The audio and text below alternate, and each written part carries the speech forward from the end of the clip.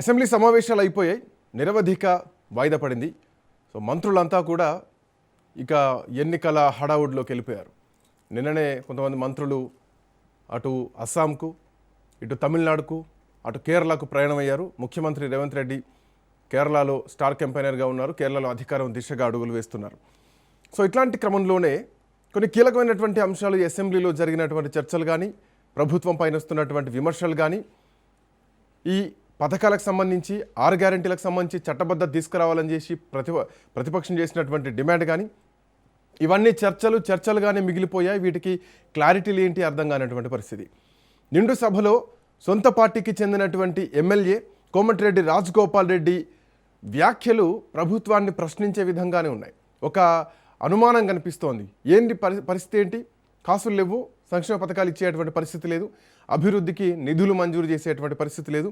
గతంలో కూడా కొంతమంది ఎమ్మెల్యేలు మాట్లాడినటువంటి మాటలు, పెళ్లిళ్లకు చావులకే బోర్డవుతుంది తప్ప అభివృద్ధి కోసం నిధులు తీసుకొచ్చేటువంటి పరిస్థితి లేదు, కనీసం ₹1,00,000 కూడా ఖర్చు పెట్టేటువంటి పరిస్థితి లేదు అని చెప్పినటువంటి మాటలు కానీ, మొత్తం నిధులన్నీ కూడా ఖమ్మంకే పోతున్నాయి, ఇరిగేషన్ ప్రాజెక్టులు అన్నీ కూడా ఉత్తమ్ కుమార్ రెడ్డి హుజూర్ నగర్కే తీసుకుపోతున్నారు, మరి మేమేం పాపం చేసినాం, మునుగోడు ఏం పాపం చేసింది, మాకెందుకు నిధులు ఇవ్వట్లేదంటే ఇదొక మునుగోడుకు సంబంధించినటువంటి విషయం కాదు. ఇది పూర్తి రాష్ట్రంలో ఉన్నటువంటి కాంగ్రెస్ పార్టీకి చెందినటువంటి అందరి ఎమ్మెల్యేల మధ్యలో కూడా ఇదే ఉందా అన్నటువంటి ప్రశ్న ఈరోజు వ్యక్తమవుతోంది. మాట్లాడదాం ఇదే అంశానికి సంబంధించి. ఒకసారి మా కరెస్పాండెంట్ సునీల్ దగ్గరికి వెళ్దాం. Sunil, good morning. Good afternoon Sunil. Srikanth, so సంక్షేమ పథకాలు అమలు చేసేటువంటి పరిస్థితి లేదు, 6 గ్యారెంటీలకు చట్టబద్ధత కల్పించాలని చెప్పేసి ప్రతిపక్షం కూడా డిమాండ్ చేసింది ఈ సభలో, ఈ సమావేశంలో. వాటిని గాలికి వదిలేశారు. బడ్జెట్ విషయం చూసుకుంటే కోమటిరెడ్డి రాజగోపాల్ రెడ్డి వేసినటువంటి కామెంట్లలో నిధులు లేవన్న పాయింట్ ఒకటైతే కనుక ఎమ్మెల్యేలకు నిధులు ఇస్తలేరు, విద్యకు కనీసం బడ్జెట్ కేటాయించేటువంటి పరిస్థితి లేదు, చాలా అధ్వానమైనటువంటి లీస్ట్ బడ్జెట్ విద్యకు కేటాయించింది తెలంగాణ రాష్ట్ర ప్రభుత్వం అని చెప్పేసి సొంత పార్టీ ఎమ్మెల్యే చేసినటువంటి కామెంట్స్ని ఎట్లా చూడాలా? ఇప్పటివరకు అసెంబ్లీ సమావేశంలో కేవలం ప్రతిపక్ష నేతలు మాత్రమే ప్రశ్నలు అడిగారు, ప్రభుత్వ తీరుని విమర్శించారు. కానీ ఇప్పుడు ఏకంగా అధికార పార్టీకి చెందినటువంటి ఎమ్మెల్యే, అది కూడా మునుగోడు సీనియర్ నాయకులు, మునుగోడు ఎమ్మెల్యేగా ఉన్నటువంటి రాజగోపాల్ రెడ్డి, కోమటిరెడ్డి రాజగోపాల్ రెడ్డి అసెంబ్లీ వేదికగా, రాష్ట్ర ప్రజలందరూ చూస్తున్నటువంటి అసెంబ్లీ వేదికగా రాష్ట్ర ప్రభుత్వ తీరుపై కూడా తీవ్ర విమర్శలు కూడా చేశారు. ఎందుకంటే కేవలం ఖమ్మం జిల్లా, మహబూబ్నగర్ జిల్లాకు మాత్రమే నిధులన్నీ వెళ్తున్నాయి, కేవలం తమ మిగిలినటువంటి ఎమ్మెల్యేలకు ఎక్కడ కూడా నిధులు వెళ్ళడం లేదంటూ కూడా ఒక సెన్సేషనల్ కామెంట్ కూడా చేశారు. బయట ఇదంతా కూడా ప్రచారం జరుగుతుందంటూ కూడా మరొక హాట్ కామెంట్ కూడా చేశారు. దీంతో పాటు ముఖ్యంగా విద్య విషయంలో, మరోవైపు రోడ్ల విషయంలో, మరోవైపు ఇరిగేషన్ విషయంలో కూడా రాష్ట్ర ప్రభుత్వం బడ్జెట్లో చాలా తక్కువ నిధులు కేటాయించింది. విద్యకు నూతన ప్రణాళికలు, మౌలిక సదుపాయాలు కల్పిస్తామని చెప్పినప్పుడు కూడా ప్రభుత్వ పాఠశాలలో టీచర్లు ఉంటే విద్యార్థులు ఉండడం లేదు, విద్యార్థులు ఉంటే టీచర్లు ఉండడం లేదు. మరోవైపు మౌలిక సదుపాయాలు సరైనటువంటి మౌలిక సదుపాయాలు రాష్ట్ర వ్యాప్తంగా ఉండడం లేదు. కేవలం కొన్ని ప్రాంతాలకు మాత్రమే టీచర్లు ఉంటున్నారు, కొన్ని ప్రాంతాల్లో మాత్రమే విద్యార్థులు ఉంటున్నారు. కానీ ఏదైతే తెలంగాణ రాష్ట్ర ప్రభుత్వం నూతన విద్యా విధానాలను తీసుకొస్తున్నారని చెప్పినప్పుడు కూడా విద్యకు మాత్రం బడ్జెట్లో అత్యధిక ప్రాధాన్యత కల్పించడం లేదంటూ కూడా Komatireddy MLA Komatireddy sensational comment కూడా చేశారు. ఇక మరోవైపు ఇరిగేషన్ సంబంధించిన విషయంలో కూడా చాలా హాట్ కామెంట్ చేశారు. గత 10 ఏళ్ల ముందు కాంగ్రెస్ ప్రభుత్వం, వైఎస్ రాజశేఖర రెడ్డి ఉన్నటువంటి ప్రాజెక్టులు మాత్రమే ఈ గడిచిన 10 ఏళ్లలో కూడా నిర్వీర్యమయ్యాయి. కానీ ఇప్పుడున్నటువంటి రాష్ట్ర ప్రభుత్వము ప్రాజెక్టులను కూడా సరిగా పట్టించుకోవడం లేదు. ఇప్పటికైనా నల్గొండ ఫ్లోరైసిస్తో, అంటే ఫ్లోరైడ్తో ఏ విధంగా బాధపడుతున్నారో అక్కడ ఉన్న ప్రజలు, ముఖ్యంగా మునుగోడులో ఉన్నటువంటి చాలామంది ఈ ఫ్లోరోసిస్ వల్ల చాలామంది ప్రజలు తీవ్ర ఇబ్బందులు పడుతున్నారు. ఇప్పటికైనా రాష్ట్ర ప్రభుత్వము అటు ఎత్తిపోతల పథకం కావచ్చు, మరోవైపు సంబంధించిన కొన్ని ప్రాజెక్టులు కూడా పూర్తి చేయాలంటూ కూడా అటు కోమటిరెడ్డి రాజగోపాల్ రెడ్డి ప్రభుత్వానికి కొన్ని సూచనలు కూడా చేయడం జరిగింది. దీంతో పాటు హ్యామ్ రోడ్లకు సంబంధించిన విషయంలో ఇప్పటికే కొన్ని ప్రాజెక్టులు కూడా, టెండర్లు కూడా ప్రక్రియ జరుగుతున్న నేపథ్యంలో హ్యామ్ రోడ్లకు సంబంధించిన విషయంలో రోడ్డు భద్రత ప్రమాణాలు పాటించాలి, అవసరమైతే మూలమలుపుల వద్ద కొంత భూసేకరణ చేయాల్సిన అవసరం ఉంది. రోడ్డు భద్రత సంబంధించిన వారోత్సవాలు ఒకవైపు కొనసాగిస్తున్నాయి, మరోవైపు హ్యామ్ రోడ్లకు సంబంధించిన విషయంలో తమ నియోజకవర్గంలో, ముఖ్యంగా తమ మునుగోడు నియోజకవర్గంలో కూడా హ్యామ్ రోడ్ల విషయంలో కూడా ప్రాధాన్యత కల్పించాలంటూ కూడా కోమటిరెడ్డి రాజగోపాల్ రెడ్డి అసెంబ్లీ వేదికగా కొంత హాట్ కామెంట్ కూడా చేయడం ఇప్పుడు రాష్ట్ర రాజకీయాల్లో తీవ్ర చర్చ మాత్రం కొనసాగుతుంది. ఇప్పటికే రాష్ట్ర కేబినెట్ విస్తరణ కోమటిరెడ్డి చాలా అంశాలు మాట్లాడారు సునీల్. ఎందుకంటే ఒకవైపు ఆయన చాలా రోజుల నుంచి మంత్రి పదవి రావాలి, నాకేం తక్కువ, నాకు అర్హత లేదన్నారు. చామలను గెలిపించుకుంటే మంత్రి పదవి ఇస్తానన్న హామీ ఇచ్చారన్నారు. ఆ రోజు పార్టీ మారినప్పుడు కూడా రేపు పొద్దున అధికారంలోకి వస్తే మంత్రి పదవి ఇస్తా అన్నటువంటి హామీతోనే తీసుకొచ్చారు అన్నటువంటి ఇవన్నీ కూడా కామెంట్లు ఉన్నాయి. వీటితో పాటు ఆయన జానారెడ్డిని టార్గెట్ చేస్తూ కామెంట్ చేశారు, ముఖ్యమంత్రిని టార్గెట్ చేస్తూ కామెంట్ చేశారు. ఒక కుటుంబంలో ఇద్దరుకుంటే తప్పేంటి, ఇవ్వద్దా, మంత్రి పదవి రావద్దా అన్నటువంటి కామెంట్ ఆయనే చేయడం జరిగింది. సో చాలా కామెంట్లు చేసినా కానీ ఈ అసెంబ్లీలో మాట్లాడినటువంటి మాటలు మాత్రం చాలా క్వశ్చన్ మార్క్ కనిపిస్తున్నాయి. ప్రభుత్వాన్ని సొంత పార్టీలో ఉండి సొంత ప్రభుత్వాన్ని ప్రశ్నించారు. అందరి మీద ఒకేలా చూడాలి, వివక్ష చూపుతున్నారని చెప్పేసి. సో ఈ వివక్ష కోమటిరెడ్డి రాజగోపాల్ రెడ్డి నోటి నుంచి బయటకు వచ్చిందనుకోవాలా, అందరు ఎమ్మెల్యేల పరిస్థితి కూడా ఇట్లాగే ఉందనుకోవాలా, కొందరు బయటపడుతున్నారు కొందరు పడట్లేదని చూడాలా, ఎట్లా చూడొచ్చు?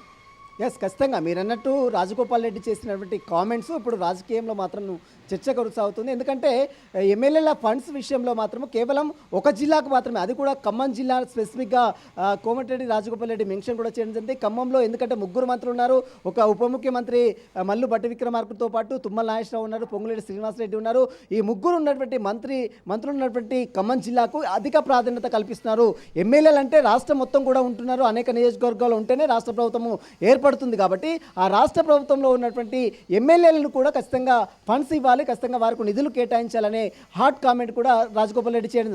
చాలామంది ఎమ్మెల్యేలు ఇదే తీరులో ప్రస్తావించాలని అనుకున్నప్పుడు కూడా కొన్ని రాజకీయ విభేదాలు కావచ్చు, కొంత సీనియారిటీ ఉండడం, కొంత ముఖ్యమంత్రితో ఉన్నటువంటి ఒక చనువులో భాగంగానే ఎవరు కూడా ముందుకు రావట్లేదు. కానీ రాజగోపాల్ రెడ్డి డైరెక్ట్గా ముందుకు వచ్చి అది కూడా అసెంబ్లీలో ప్రస్తావించడం ఇప్పుడు రాజకీయంగా మాత్రం ఒక చర్చ మాత్రం కొనసాగుతుంది. దీంతోపాటు మీరు అన్నట్టు క్యాబినెట్ విస్తరణలో ఖచ్చితంగా చోటు కల్పిస్తారని మొదటి నుంచి ప్రస్తావించినప్పుడు కూడా ఇప్పటి వరకు 2.5 సంవత్సరాలు అవుతుంది రాష్ట్రంలో కాంగ్రెస్ ప్రభుత్వం ఏర్పడి. అయినప్పుడు కూడా రాజగోపాల్ రెడ్డికి ఇప్పటివరకు మంత్రి పదవి ఇవ్వలేదు. ఒకే ఇటీవల కాలంలో ఒక సీక్రెట్ సమావేశాన్ని కూడా రాజగోపాల్ రెడ్డి ఏర్పాటు చేసుకోవడం అధిష్టానం వరకు కూడా అది వెళ్ళింది. కాబట్టి రాబోయే కాలంలో ఇప్పుడు 5 రాష్ట్రాల ఎన్నికల తర్వాత కేరళ, అస్సాం, అదేవిధంగా బీహార్ ఎలక్షన్స్ ముగిసిన తర్వాత ఖచ్చితంగా తెలంగాణ రాష్ట్రంలో ఈ 2nd వీక్లో ఖచ్చితంగా రాష్ట్రంలో క్యాబినెట్ విస్తరణ ఉంటుంది. అందులో రాజగోపాల్ పేరు వస్తుందా లేదా అనేది కూడా ఈ కామెంట్ చేశాడు కాబట్టి మరి పేరు వస్తుందా లేదా అనేది కూడా ఒక హాట్ టాపిక్ అయితే నెలకొందని చెప్పవచ్చు. Srikanth, thank you Sunil, thanks for joining. So Rajagopal Reddy వ్యాఖ్యలు రాజగోపాల్ రెడ్డి వరకే కాదు, ఇందులో చాలా అంశాలు ఉన్నాయి.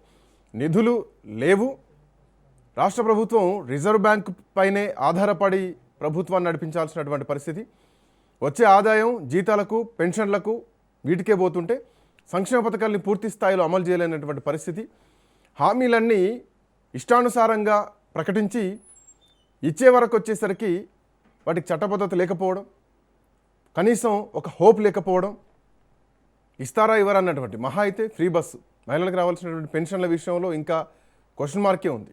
ఇక స్కూటర్లు, తులం బంగారాల గురించి మాట్లాడకపోవడే ఉత్తమం. రామోహన్ రావు గారు మనతో పాటు జాయిన్ అవుతున్నారు. రామోహన్ రావు గారు నమస్తే. శ్రీకాంత్ గారు నమస్తే. ఒకటి నేర్చుకోవాల్సింది ఏంటంటే, ఇప్పుడు ఎన్నికలు కూడా 5 రాష్ట్రాల్లో జరుగుతున్నాయి. ఇష్టానికి నాలుగుంది కదా, నరం లేదుగా అని చెప్పేసి ఏది పడితే అది ప్రకటిస్తే తర్వాత ప్రభుత్వాలు నడవడం కష్టం, ప్రభుత్వాలను నడపలేము, సంక్షేమ పథకాలు ఇవ్వలేము. సో కర్ణాటక దారిలో తెలంగాణ ఉంటే, తెలంగాణ దారిలో ఆంధ్రప్రదేశ్ ఉంటే, ఇప్పుడు ఈ దారిలో తమిళనాడు, కేరళ, అస్సాం, పాండిచ్చేరి, పశ్చిమ బెంగాల్ ఇవన్నీ కూడా అదే దారిలో పోతున్నాయి. దేశ ఆర్థిక వ్యవస్థ మీద ప్రభావం పడుతోంది. సో రాష్ట్రాలు ఏం చేయాలి? ఇప్పుడు తెలంగాణలో ఉన్నటువంటి పరిస్థితి ఏంది? ఆర్బీఐ నుంచి అప్పు తీసుకొచ్చే వరకు నడపలేనటువంటి పరిస్థితి. మొన్న కూడా ఎన్నికల ముందు 9,000 కోట్లు తీసుకొచ్చారు, దాంట్లో 2,000 4,000 కోట్లు ఖర్చు పెట్టారు రైతు భరోసా అని చెప్పేసి. మిగిలిన ఏమైనా ఎవరికి తెలియదు. బట్ ప్రాజెక్టుల మీద ప్రాజెక్టులు, అప్పుల మీద అప్పులు జరుగుతున్నాయి, సంక్షేమ పథకాలు అట్లాగే ఉన్నాయి. ఎమ్మెల్యేలేమో మాకు నిధులు రావట్లేదు, మంత్రులకే పోతున్నాయని చెప్పేసి వాళ్ళు నిరసన వాళ్ళు ఉన్నారు. ఎట్లా చూడొచ్చు సార్ పరిస్థితి ఏంటి? శ్రీకాంత్ గారు, నేను 2 విషయాలు. ఒకటేమో ఇప్పుడు రేపు పొద్దున ఏప్రిల్ 9 3 రాష్ట్రాల ఎన్నికలు జరుగుతుంది. కేరళ, అట్లాగే అస్సాం, అట్లాగే మన పుదుచ్చేరి. 9 ఏప్రిల్ అయిపోతాయి. 23 ఏప్రిల్ 29 ఏప్రిల్లో తమిళనాడు, 23 ఏప్రిల్లో ఒకే విడత పూర్తి అవుతాయి. పశ్చిమ బెంగాల్ 2 విడతలు. ఈ 5 రాష్ట్రాల్లో కూడా మీరు అన్నట్టు అనుచిత ఉచితాలు ప్రకటిస్తూ మళ్ళా సేమ్ కర్ణాటకలో మొదలైన జబ్బు మొత్తం దేశవ్యాప్తంగా ఇప్పుడు 7 రాష్ట్రాలు అదే హామీలు ఇచ్చినా ఎక్కడ అమలు కావడం లేదు. మొన్న ఢిల్లీలో చూసినాం కదా, ఇంకా రేఖా గుప్తా మీద తిరుగుబాటు చేస్తున్నారు. సొంత ఎమ్మెల్యేలు మీకు పక్షు ప్రయాణం ఫ్రీ ఇస్తానారా ఏం సంగతి చూస్తున్నారు. అట్లా ఈ 5 రాష్ట్రాల్లో బాక్స్ కామన్ అయిపోయింది మహిళలకు. ఇంకా గట్టిగా మాట్లాడితే తమిళనాడులో అయితే అన్నాడీఎంకే పురుషులకు కూడా ఫ్రీ బస్సు అని చెప్పేసి, కనుక అనుచిత ఉచితాల పట్ల పెద్ద ఎత్తున దేశవ్యాప్తంగా చర్చ జరుగుతుంది. ఈ మన తెలంగాణ రాష్ట్రానికి వస్తే రాజగోపాల్ రెడ్డి గారు ఒకరే కాదు, మొన్నటికి మన విజయశాంతి గారు కూడా ఎమ్మెల్సీగా విజయశాంతి గారు విధాన మండలి స్పష్టంగా చెప్పింది. రాజగోపాల్ రెడ్డి కన్నా కనీసం ఒక రకం చెప్పాలంటే తన స్వార్థం మంత్రి పదవి గొడవలు ఉన్నాడు కనుక మన రేవంత్ రెడ్డిని రెచ్చగొట్టాలంటే, రేవంత్ రెడ్డిని కొంచెం దారి తీసుకోవాలంటే చేయొచ్చు. మా విజయశాంతి ఆలోచన కూడా అదే ఉండొచ్చు, ఎందుకంటే మహిళా మంత్రిగా తనను ఎప్పుడో తీసుకుంటారనుకున్నది. కానీ 2 ఖాళీలు ఉన్నాయి. అట్లాగే ఇప్పటి వరకు మహిళా మంత్రి ఇంకో తీసుకోలేదు. దాంతో పాటు మన బీసీల నుంచి కూడా డిమాండ్ ఒకటి ఉన్నది. అట్లా కాకుండా రెడ్ల నుంచి కూడా, ఉదాహరణకు మధురెడ్డి రంగారెడ్డి నుంచి మొదలుకొని అటుపోతే మనకు సుదర్శన్ రెడ్డి, ఆయనకు ఏదో సలహాదారుకి ఇచ్చారు 3 లక్షల జీతం, ఒక్కొక్క కారు ఉంటే సరిపోద్ది కదా, మంత్రి అనేది కావాలి కదా అనే మాట ఉంటది కదా. ఇవన్నీ ఉన్నాయి. ఇక రాజగోపాల్ రెడ్డి గారికి మొదలు పెడతాను నేను. రాజగోపాల్ రెడ్డి గారు ఇప్పటికి చాలా ఓపిక పట్టిండు. ఓపిక పట్టడమే కాక చాలా సార్లు నిన్న అసెంబ్లీ సాక్షిగా అరెస్ట్ అయింది. అంటే మింగా మెప్పులేదు, నిమిషాలకు సంపేగంలో పూసుకుంటున్నారు అనే మాట విజయశాంతి మాట్లాడితే, విజయశాంతి అయితే ఈ మాట అనకుండా అన్నది పూర్తిగా. అసలు సంక్షేమ పథకాలు మనం ప్రకటించినవి ఏమైనా అమలైనయా, నిన్ను ఏం సమాధానం చెప్తాను. ప్రభుత్వం ఏర్పాటు 2 ఏళ్ళు అయిపోయింది, ఇంతవరకు ఏం చేస్తున్నారు, ఏం అమలవుతుంది అని చెప్పేసి క్వశ్చన్ చేస్తున్నారు. చేసి విధానమండలి స్పష్టంగా మీరు ఎక్కడికి ఏం హామీ ఇవ్వాలని అన్నది. రాజగోపాల్ రెడ్డి గారి హామీలు 2 మన ఆరోపణలు 2 ఉన్నాయి. ఒకటి, రేవంత్ రెడ్డి ఎట్లా దారి తీసుకుందామని. అందుకని చూశారు కదా, ఆరోపణ చేశారు. వెంటనే నేను సన్న బియ్యం దానిలో కూర్చుంటే ఆయన ముఖ్యమంత్రి పక్కనే వచ్చినాడు, చూసినాం కదా మనం. అంటే విలువ పెంచుకోవాలంటే అట్లా ఉండదు. గతంలో జగ్గారెడ్డి గారు కూడా ఇట్లా తిరుగుబాటు చేస్తున్న సందర్భం, జగ్గారెడ్డి గారు అడ్జస్ట్ అయిపోయింది, ఏదో పార్టీ పదవి వచ్చింది అడ్జస్ట్ అయిపోయింది. మన మన రేవంత్ రెడ్డి గారు చాలా గొప్పగా చేస్తున్నారు. అట్లాగే కోమటిరెడ్డి వెంకటరెడ్డి గారు కూడా ఆయన పిసిసి అధ్యక్షుడిగా రేవంత్ రెడ్డి అన్నాడు 100 కోట్ల రూపాయలు ఇచ్చి వచ్చినామని చెప్పిన వాడు ఇప్పుడు అద్భుతమైన ముఖ్యమంత్రి మనకని చెప్పి నేను కోమటిరెడ్డి వెంకటరెడ్డి గారు పొగుడుతుంటే తమ్ముడేమో తెగుడుతున్నారు, అన్ననేమో పొగుడుతున్నారు, తమ్ముడు తెగుడుతున్నారు. ఇవన్నీ చూస్తే ఏంటంటే నిన్నటికి నిన్న ఇంకొక మాట కూడా చెప్పాలి. మనకు ఏదైతే నిన్న సన్న బియ్యం అన్నం తింటూ రేవంత్ రెడ్డి ఇంకో 2-3 హామీలు ఇచ్చాడు. బియ్యమట, ఆ బియ్యంతో పాటు పప్పాట, నూనెలు, కారపొడి, పసుపు కూడా ఇస్తారట. అసలుకే దిక్కులేదు. ఇవన్నీ కేంద్ర ప్రభుత్వం ఇయ్యదు, ఇవి రాష్ట్ర ప్రభుత్వం ఇయ్యాలి. కేంద్ర ప్రభుత్వం ఇచ్చింది 3.5, 5.5, 8.5 రూపాయల చొప్పున సప్లై చేస్తుంటే వీళ్ళు అంతా కలిసి రూపాయికి సప్లై చేస్తున్నారు. ఇప్పుడు ఈ భారమే ఎక్కువ. యాక్చువల్ గా మన ఏదైతే బియ్యం మన కేంద్ర ప్రభుత్వం సప్లై చేసే దానిలో 3 రకాల బియ్యం ఉన్నాయి. 3.5 రూపాయలకు కొన్ని, ఉచితంగా ఇచ్చినట్టు లెక్క 5.5 రూపాయలకు కొన్ని, 8.5 రూపాయలకు కొన్ని సన్న బియ్యం అయితే.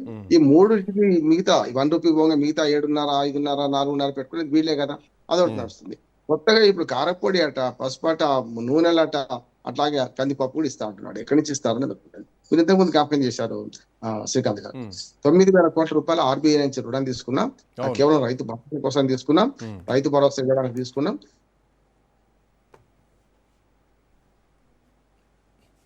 ఫిబ్రవరికి పనిచేస్తాం, 16 ఫిబ్రవరి వరకు ఈ మున్సిపల్ ఎన్నికల కోడ్ ఉంది కనుక మోడల్ కోడ్ ఆఫ్ కండక్ట్ ఉంది కదా, పనిచేస్తాం కదా.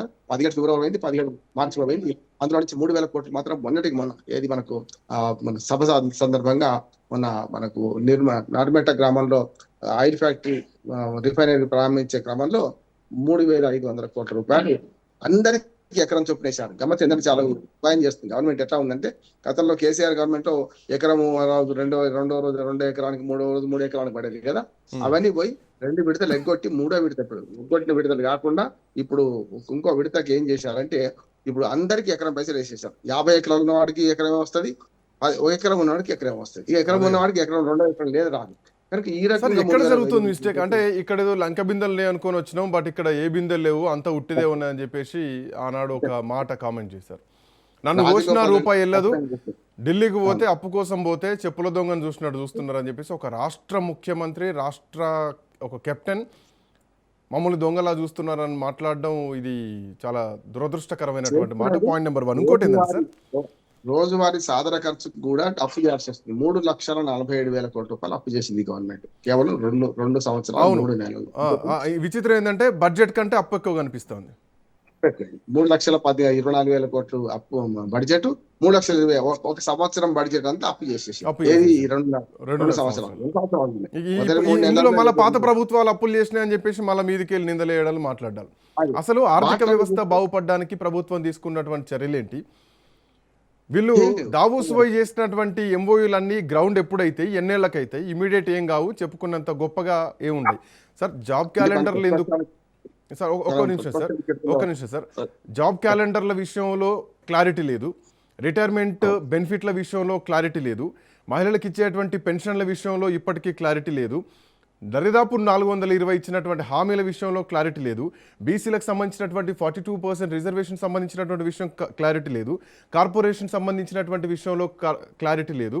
అసలు బీసీలకు బడ్జెట్ కేటాయిస్తామన్నారు. ఆ బడ్జెట్లో కూడా ఇప్పటివరకు ఎట్లాంటి క్లారిటీ కూడా లేదు. సో ఇన్ని క్లారిటీ లెస్గా ప్రభుత్వం ముందుకు పోతోంది. స్పష్టంగా మీరు చెప్పి వాటికి అదనంగా చెప్తాను. మీరు చెప్పినవి వాస్తవాలు. అదనంగా ఏంటంటే నిరుద్యోగ వృత్తి 4,000 ఇస్తాడు. అది ఎటువంటి తెలియదు. తులం బంగారం మహిళలకు ఇస్తాడు. ఆ ₹1,00,000 దిక్కు లేదు, చూస్తున్నాము.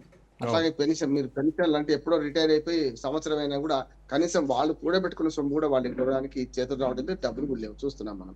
అట్లానే మీకు రైతు భరోసా 15,000 ఇస్తాన్ని 12,000 తగ్గించి పంచపండవులు ఎంతమంది అంటే మంచం కోళ్ళ వాళ్ళ 3 అని చెప్పి 2 కొట్టేసినట్టు వరుసగా 2 విడతలు ఎగ్గొట్టారు.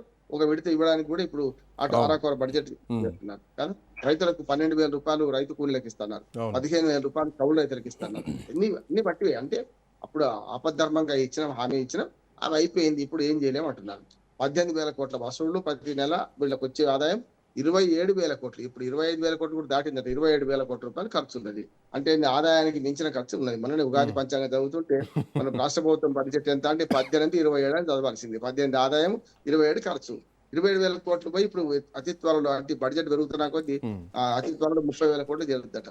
అంటే సగానికి సగం బడ్జెట్ లో సగం వసూలు అవుతున్నాయి, మొత్తం ఖర్చు ఏమో 30,000 కోట్లకు వస్తుంది. ఎట్లా అనే సమస్య వస్తుంది.